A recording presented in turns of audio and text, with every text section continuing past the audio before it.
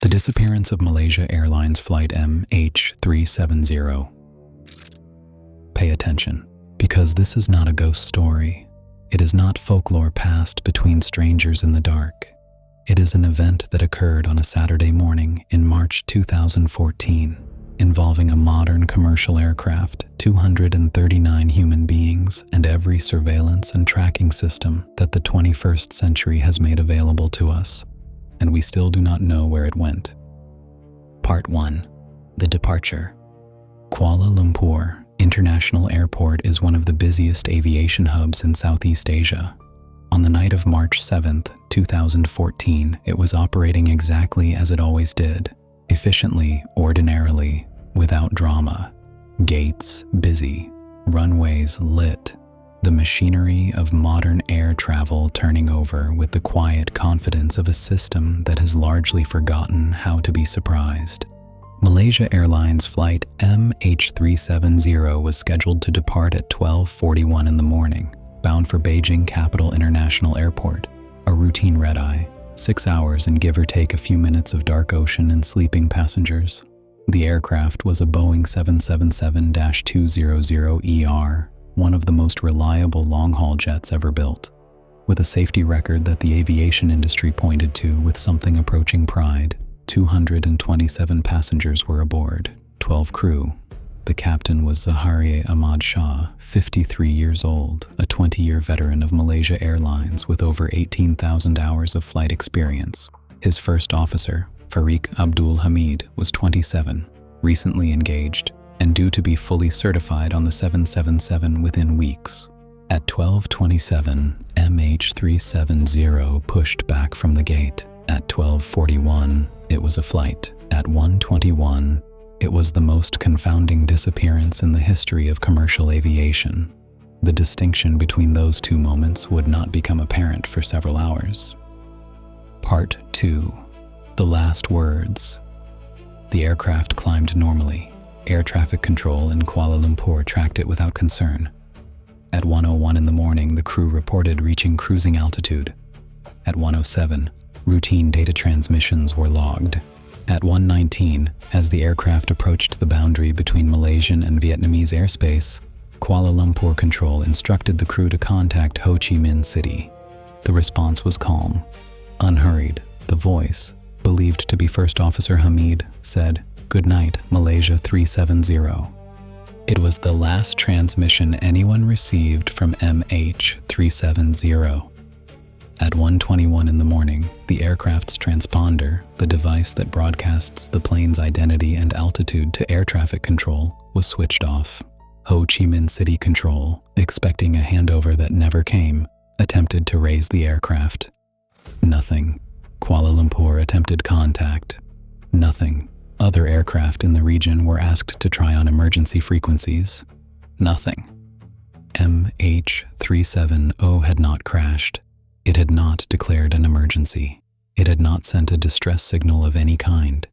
It had simply, and this word is inadequate but unavoidable, vanished. Part 3. The signal. It did not vanish entirely. Military radar, which operates independently of the transponder system, continued to track an unidentified aircraft for approximately 1 hour after MH370's transponder went dark. What the radar showed was extraordinary. The aircraft did not continue northeast toward Beijing. It turned, sharply, deliberately, executing a course reversal that took it back across the Malay Peninsula and out over the Strait of Malacca, heading northwest. Someone flew that plane somewhere else. Whether that someone was one of the pilots, a passenger, or a person or persons unknown who had gained access to the flight deck is a question that has never been answered. There was one further signal. The aircraft's satellite communication system, a piece of equipment that most passengers never know exists, continued to exchange automatic hourly handshakes with a satellite operated by the British company Inmarsat. These signals, known as pings, carry almost no data. They do not transmit location. They simply confirm that the system is active. Inmarsat engineers, working backward from the geometry of these signals, determined that MH370 had continued flying for approximately 7 hours after its disappearance from radar. 7 hours. The final ping at 8:19 in the morning placed the aircraft somewhere along one of two arcs, a northern corridor stretching toward Central Asia, or a southern corridor reaching deep into the remote southern Indian Ocean. The analysis, refined over subsequent months, pointed toward the south, toward one of the most isolated and inhospitable stretches of ocean on the surface of the Earth. Part 4. The Search. What followed was the largest and most expensive search operation in aviation history. Ships and aircraft from 26 nations combed the southern Indian Ocean, across an area larger than some continents. Underwater search vehicles mapped thousands of square miles of seabed in conditions of near total darkness, at depths that crush equipment not specifically designed to survive them. The search cost hundreds of millions of dollars across several years and covered terrain so remote that some of it had never been surveyed before. They found almost nothing. Between 2015 and 2016, fragments of debris began washing ashore on the western coastlines of the Indian Ocean. Reunion Island, Mozambique, South Africa, Madagascar. Each piece was examined by investigators. Several were confirmed as components of a Boeing 777, a flaperon, a horizontal stabilizer, sections of cabin interior. Enough to confirm, with reasonable certainty, that MH370 had entered the ocean. Not enough to say where, not enough to say why. The primary search area was officially suspended in January 2017, having found no trace of the main wreckage or the flight recorders. A private company, Ocean Infinity, resumed the search in 2018 across an expanded area. They too found nothing. The black boxes, which would answer in 2 hours of cockpit audio and a flight's worth of instrument data, virtually every question that investigators have spent a decade asking, remains somewhere on the floor of the southern Indian Ocean, undiscovered, unheard. Part 5. The Theories. The absence of evidence created a space, and into that space came everything. Investigators examined the possibility of a catastrophic mechanical failure, a sudden depressurization, an electrical fire, an event that incapacitated the crew before they could transmit. The deliberate course change makes this difficult to sustain, though not impossible. A fire in the avionics bay, some analysts argued, could theoretically have caused automated systems to execute the turn. They examined Captain Zahari. His personal life was scrutinized at a level that his family found devastating. A flight simulator found in his home showed that he had, at some point, plotted a course into the southern Indian Ocean. Investigators were unable to determine when this simulation was run or in what context. His colleagues described him as stable, professional, experienced. His family described him as a devoted father. Neither description excludes the other, and neither resolves what the simulator data implies or does not imply. They examined the passengers. They found nothing that satisfied.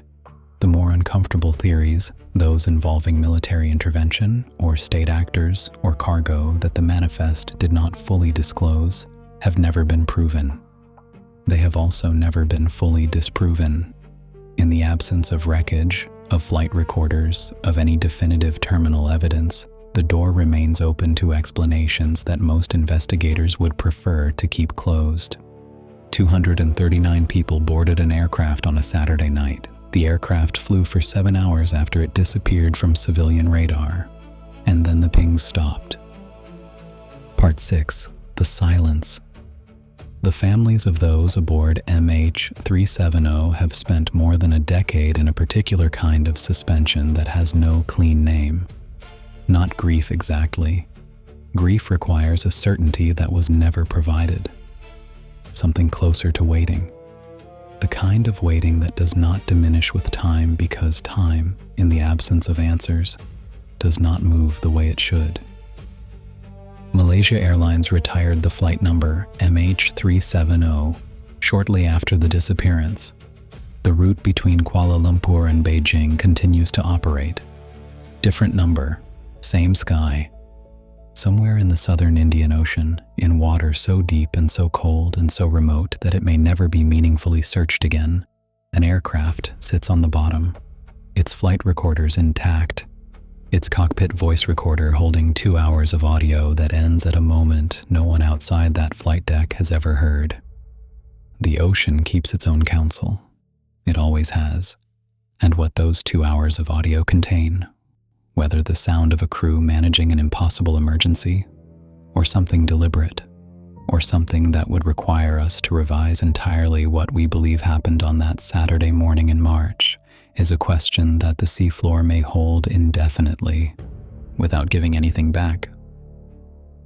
Sleep well, my friend.